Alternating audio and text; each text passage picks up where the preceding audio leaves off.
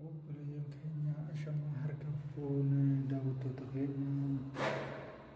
keenya asumaan kan hordofaa jirtan warreen mana bitachuu barbaadan mana ajaa'iba tokko qabannee isiniif dhiyaannee jirra. Ulaan isaatis kana fakkaatti bakka ulaa lamaan seentaa qoxaarillee galtee jirti. Qoxaarillee itti galtee jirti.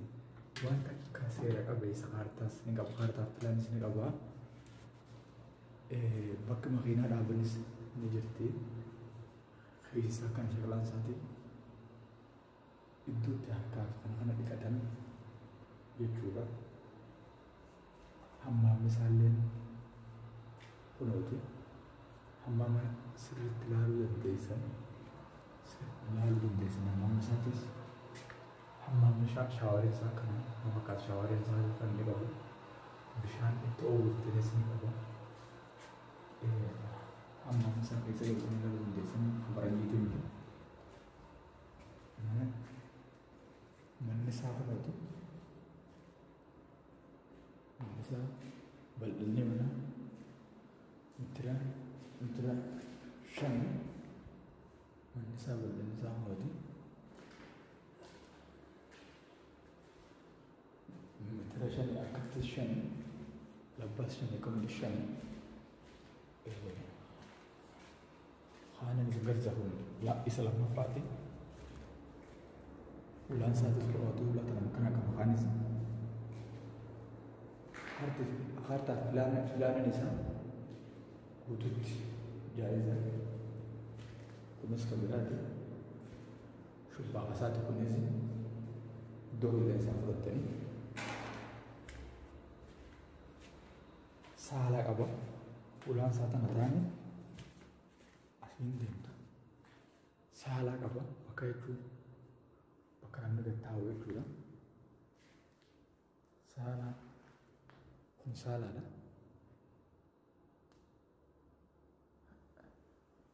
Kaartaaf pilaanni isaa wanni takka irraan irruudhaan miti. Iddoo nyaatatti godhamu kun alaabaadhaadha.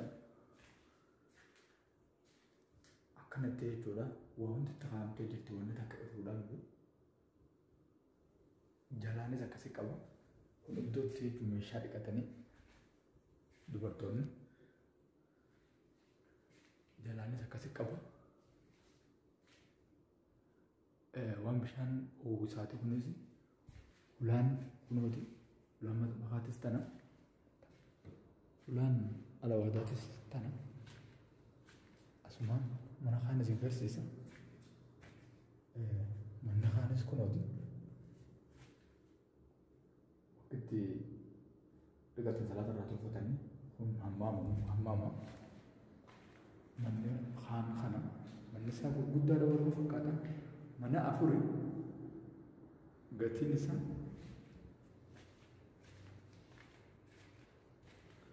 abbaa miliyoona 2 ja'a. Abbaa dhugaa bitatuuf irraan ni herreeffama irraa.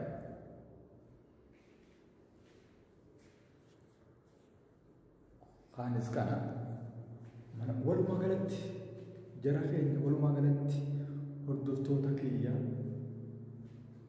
shubbaa keessaatis kana kaanis walumaa galatti manni inni isin garsiisaa jiru kun kaartaaf pilaaniin isaa hammaama kunis hammaama 3 qaba. Yaanii shinti beeti 3 qaba.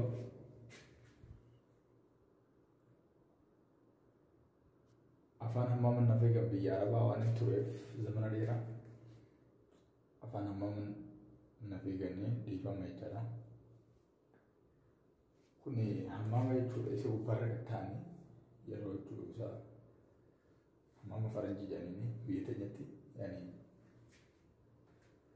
akkasitti kunooti. Wanni bishaan uwwisaatis kunooti. Diraamoo qaba. Muruu qaba waan gartee yeroo hammaamni ajaa'iba qilleensa baasu qaba. Shaaworii qaba. Kaartaaf pilaaniin isaa wanni takka irraa irruudhaan miti.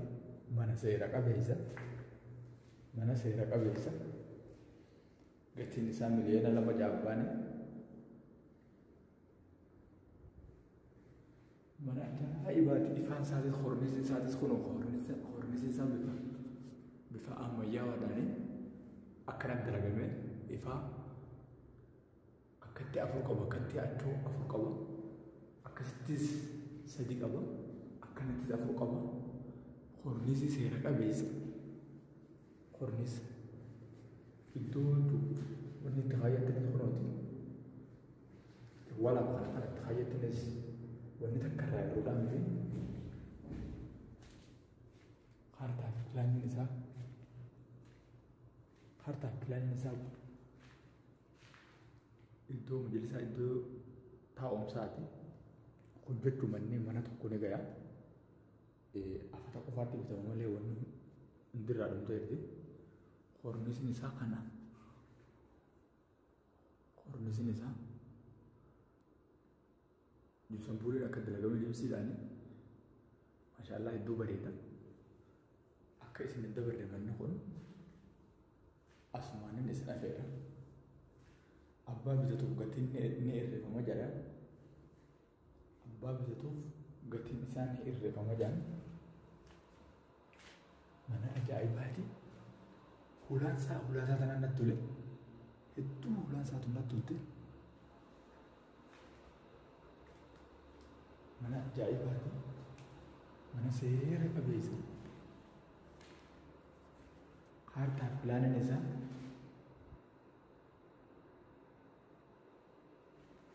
wanni hundinuu seera qabeessa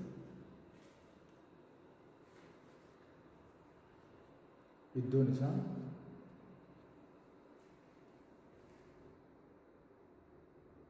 Adaamaa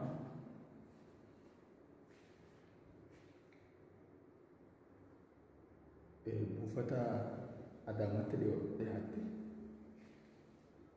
asumaan dhuftanii gatii gootanii bitachuu ni dandeessan bitattanii mana kana keessan godhachuu ni dandeessan ifaan isaatis kana fakkaata ifaan isaa yeroo duroo seentu guddaa jechuun ulaa tanaa yeroo ulaa tanaa seentu ifaan ulaa tanaa kana fakkaata akka lafatti ifa ulaa tanaa yeroo seentus ifaan isaa kun akkana fakkaata mana seera qabeessa manni kun baay'ee tokko namatti tola magaalaa walakkaa karaan bira baha manni kun isin hin dabrin isin hin jaa manni kun isin hin dabrin asumaan afeerraa tooti